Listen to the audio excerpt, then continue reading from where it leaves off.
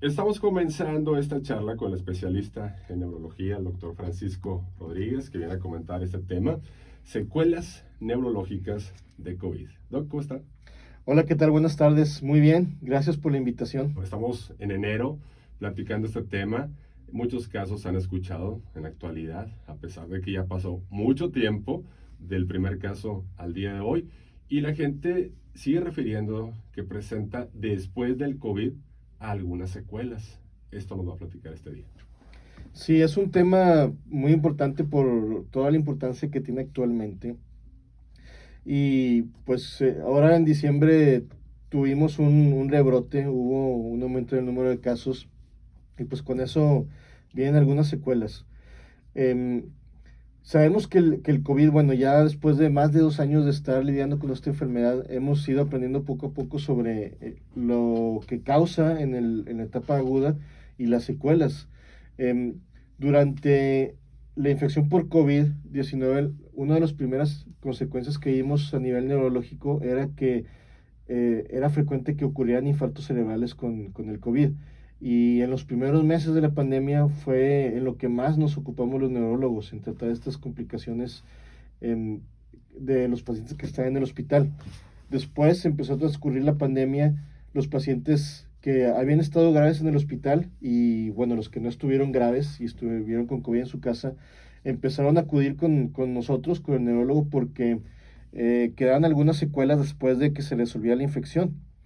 La más notable y que desde los primeros meses de la pandemia yo creo que toda la población hemos sido muy conscientes fue la pérdida de la olfacción, la hiposmia. Eso en términos médicos lo conocemos como hiposmia, que es disminución de la percepción de la olfacción, o anosmia. Anosmia es la pérdida completa. Esta ha sido una causa muy frecuente de consulta en estos últimos par de años, y incluso pues recordarán que en los primeros meses era uno de los síntomas que de los que nos advertían las autoridades, que Sí. si tienes pérdida del olfato, tienes que ir a hacerte la prueba. Ujú. Y bueno, eso en la mayoría de los casos se resolvió satisfactoriamente conforme se resolvió la infección por COVID, pero algunos casos persistieron durante meses con este problema.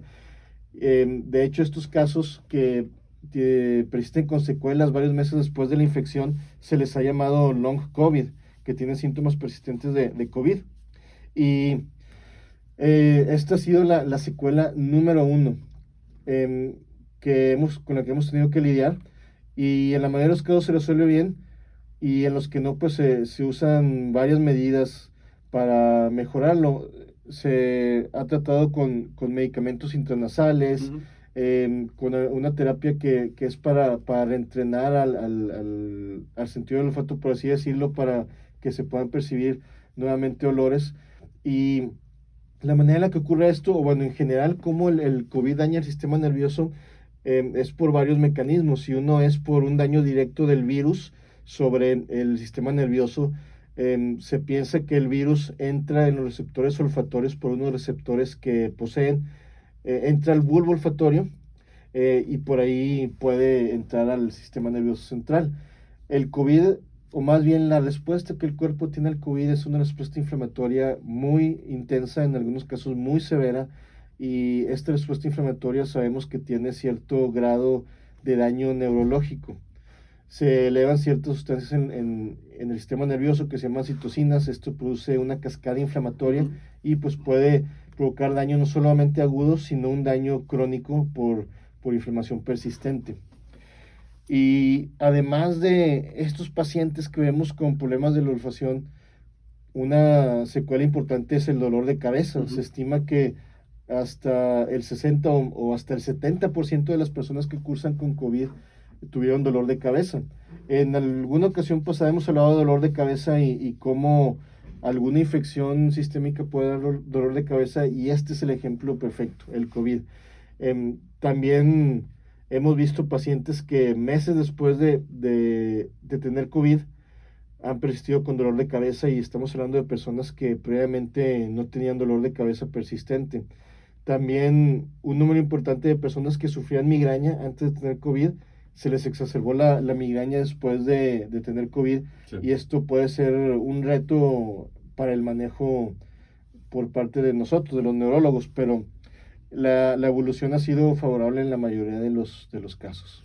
Doc, ya pasaron un poco más de 2 años desde el primer caso al día de hoy y todavía no sabemos al 100% las secuelas que genera este virus, ¿no? Y la pregunta que me gustaría hacerle, Doc, una persona que tuvo COVID, el pasado por supuesto, y en la actualidad está escuchando esta entrevista, ¿podría hacerse algún estudio para saber si no tuvo algún tipo de daño cerebral o es una cuestión que es irrelevante? Sí, claro que sí. Yo recomendaría, si han existido algún tipo de síntomas neurológicos como los que les comento, de problemas de la olfacción, dolor de cabeza persistente, em, cambios en la sensibilidad en alguna parte del cuerpo, pues sí sería importante hacer un estudio de imagen. Ujú. Otra secuela muy importante de la que se ha hablado mucho es los, los cambios en la capacidad cognitiva. A esto me refiero específicamente con problemas en la memoria de corto plazo.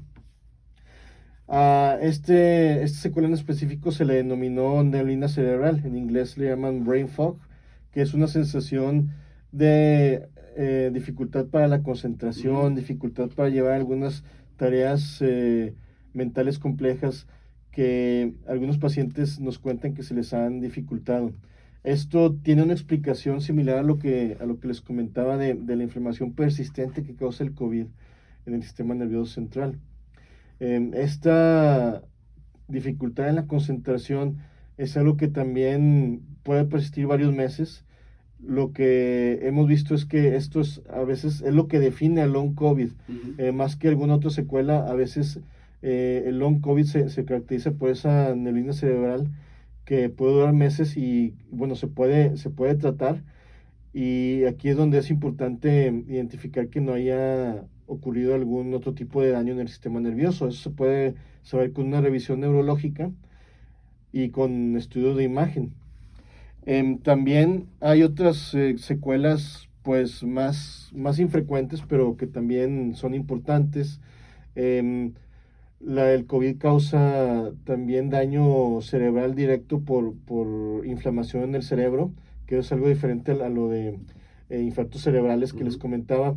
Y esto, bueno, sí es algo que da obviamente un cuadro mucho más severo, y estos son cuestiones que se manifiestan normalmente cuando el paciente está hospitalizado. Difícilmente se va a presentar después. Otra secuela que hemos visto, tal vez no tan directamente por el COVID, em, son los casos de los pacientes que persisten con algún grado de neuropatía. Ok. Esto se manifiesta como alteraciones en la sensibilidad o en la movilidad de las extremidades.